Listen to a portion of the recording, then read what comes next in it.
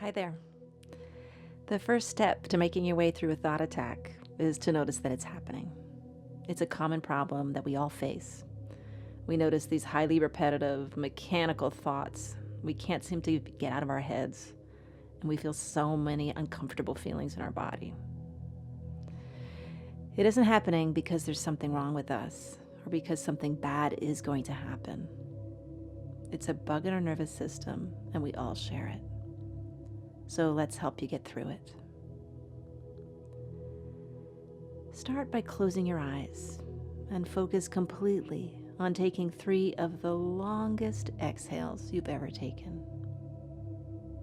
Taking a nice inhale through the nose, topping it up with a second inhale, and then taking the longest exhale through pursed lips that you've ever taken.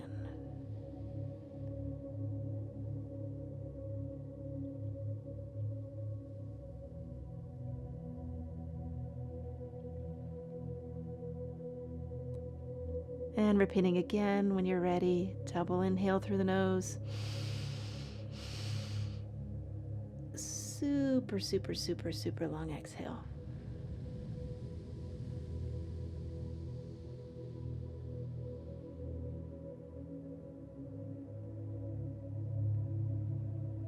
And the third and last time, double inhale through the nose.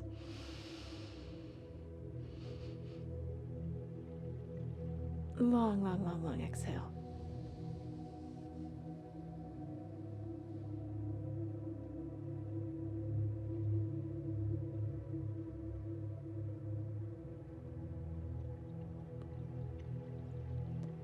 When we get into a thought attack, our brain's physiology goes kind of haywire, and we can't access the higher functioning parts of our brain because all of the blood in our brain is going to our reptilian survival systems.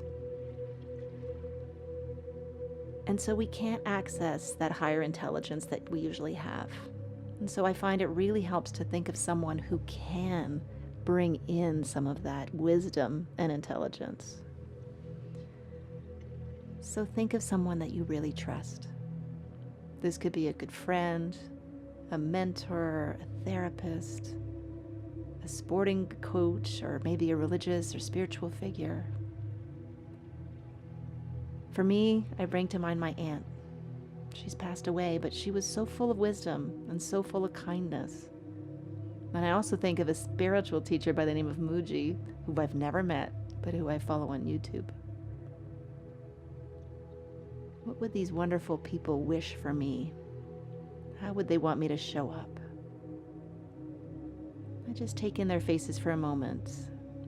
I notice their wisdom, their kindness, their intelligence, and I invite them in with me in this process as a sort of beacon of courage and intelligence, recognizing that I'm not at my full capacity for courage and intelligence right now.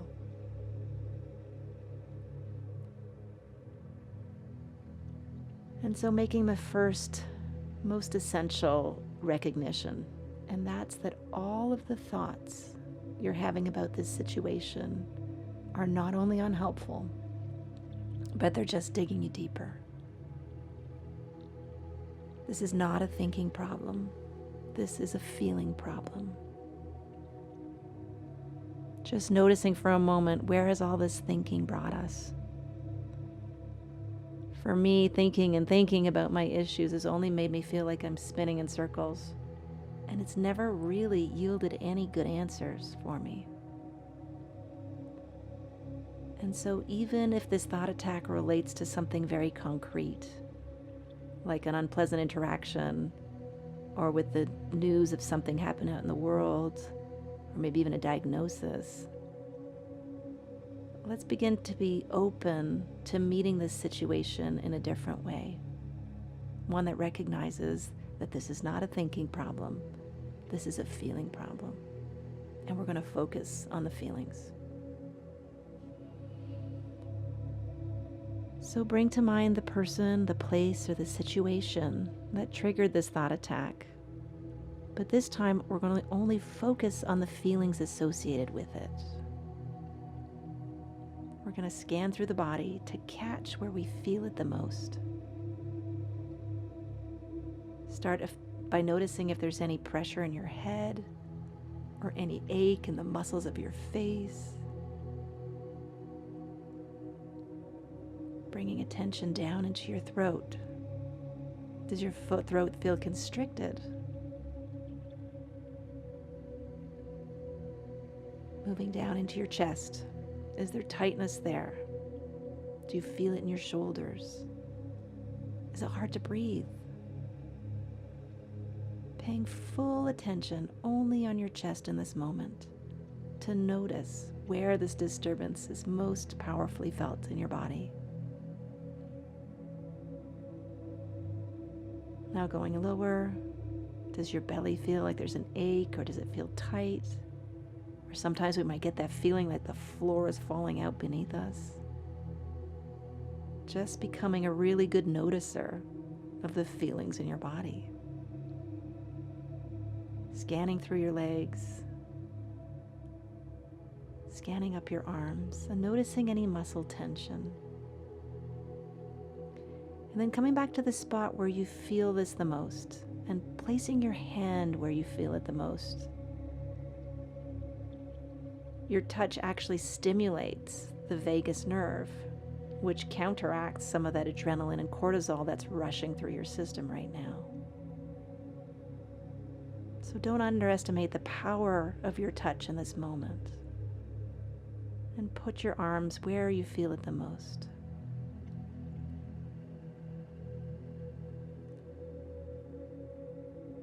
And then we're going to work on feeling the emotion. When we do that and allow the feeling to pass through us, it triggers our highest wisdom. Let's give that a try.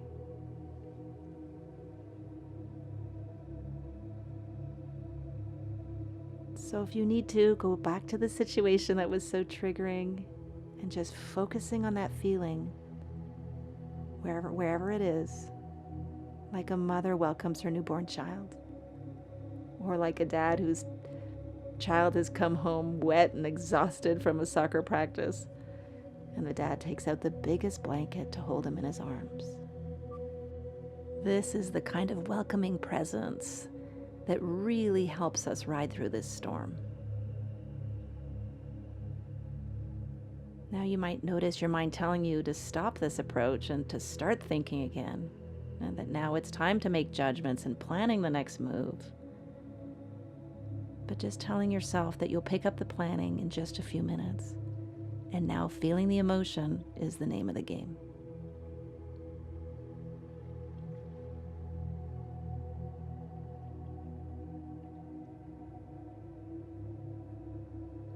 Breathing into the emotion, and if the breath can even make the emotion stronger.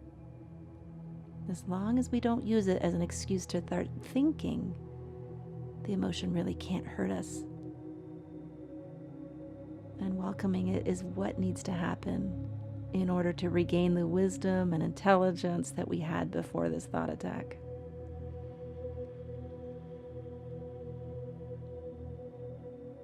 So again, trying to coax this feeling back, like you're coaxing a puppy back into your arms. Letting the emotion know that it's okay for it to be there. It's normal, and you're not going to use it to start up another thought attack. You recognize that your mind doesn't know how to process it, only your heart does.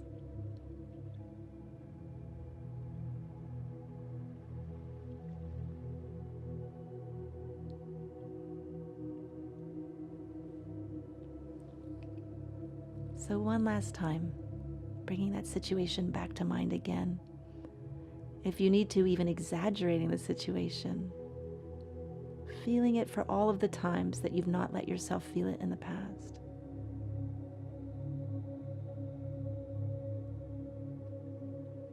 And then noticing, does this feeling really mean what you thought it meant?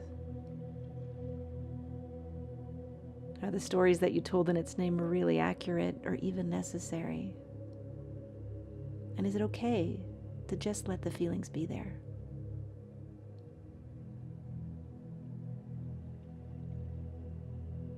And if the mind is still activated, that's totally normal.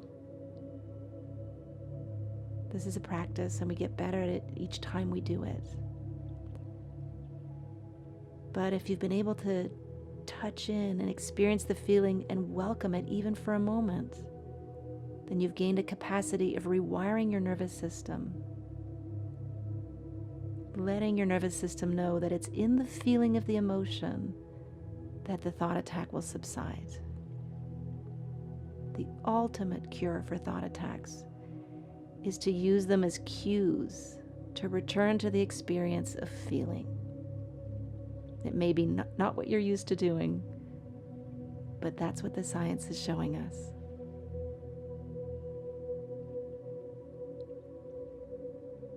Now bringing again to mind your advisory board, the coach or the friends that you've brought in to help you through this. Thanking them for their wisdom, and thanking yourself for spending some time processing thought attacks in a way that might be slightly different than how you've done it in the past. Thought attacks can be seen as a trigger or a cue to tell us that it's time to meet our feelings and thoughts in a different way, in a wiser and more compassionate way. We'll see you next time.